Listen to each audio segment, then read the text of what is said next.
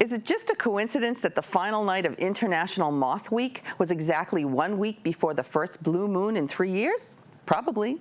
The folks at the Southeastern Mass Pine Barrens Alliance celebrated the final night of Moth Week in style with costumes, cake, and caterpillars. Confused? You won't be after you see our report from Brian Sullivan.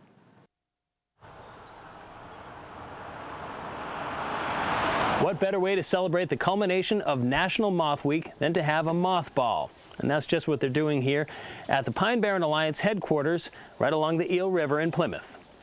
As you make your way up this long, dusty gravel driveway off of Long Pond Road in Plymouth, you eventually reach the Southeastern Mass Pine Barrens Alliance headquarters, where on this night, kids and parents would do some learning, have some fun, and celebrate their inner moths.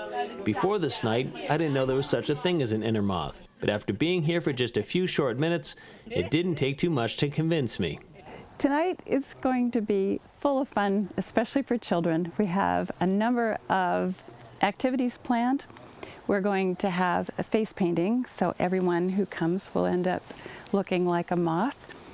We are having children make their own wings, big giant wings, and then they can have a cocoon experience where they fold up those wings, they crawl into our box that's all soft and foamy and fuzzy, and they get covered up, and then they can emerge just right out of the box and open their wings, dry them off, and fly away.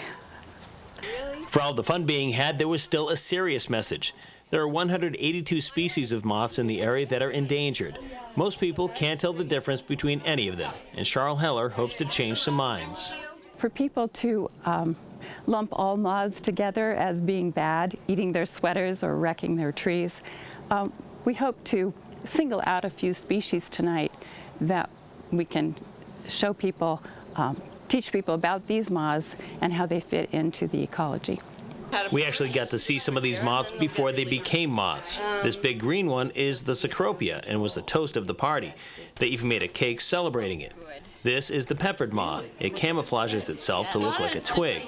This one is the Abbott Sphinx, and this is the Nessus Sphinx. The camouflage, of course, is to protect it from predators, which more often than not are humans.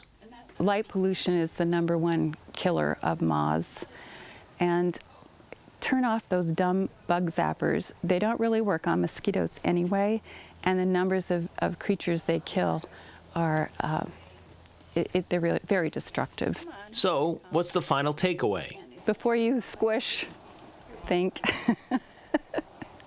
Is that right? Reporting from the Moth Ball in Plymouth, Brian Sullivan, PACTV Community News.